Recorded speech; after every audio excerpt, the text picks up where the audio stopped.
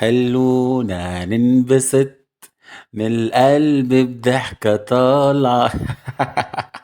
حبايبي ازيكم عاملين ايه النهارده؟ فلوج بقى، بصوا بقى في مكان مبهج، مكان جميل اكتشفته كده وانا كنت مسافر كده. زي ما انتم شايفين مليان اشجار. ما تنساش بقى اللايك والشير والسبسكرايب. اوعى انا شايفك اهو، ها. شايفين يا جماعة؟ دي اكتشفت دي بقى الحديقة الموجودة في جامعة الدلتا.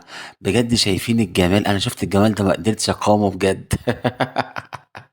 شايفين جمال الاشجار، شايفين جمال الورد وجمال الشجر وجمال كل شيء، بجد حاجة بجد تحفة. والشجر دي بجد جميلة جميلة جميلة جميلة. شايف الجمال؟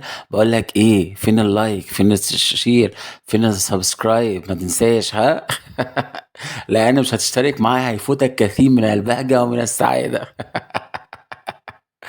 بجد شكل الشجر يا جماعة يشرح القلب، يخليك كده عايش في مود جميل ورايق جدا جدا جدا. بجد ايه الجمال ده؟ حتى الورد اللي على الارض ده اللي انتوا شايفينه بجد عجبني جدا جدا جدا، تلاتة جدا، ها. وهنا الشجر. بصراحة يا جماعة انا بلاقي نفسي دايما، شايفين الشجرة وجمالها؟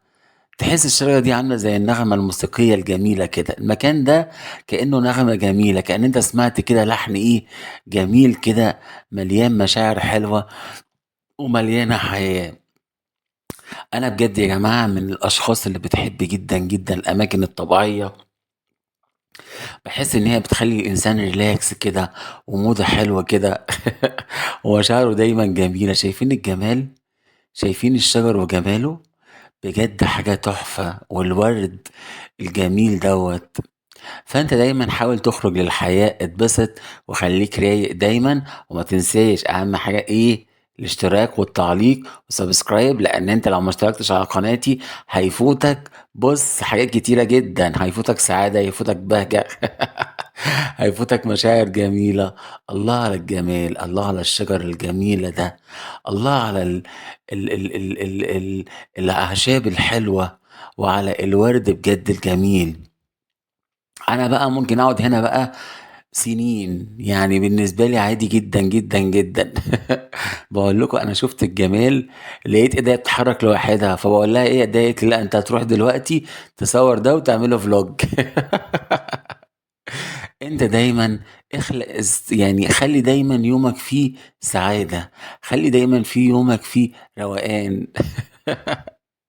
شايفين الشجر يا جماعه وشايفين جماله؟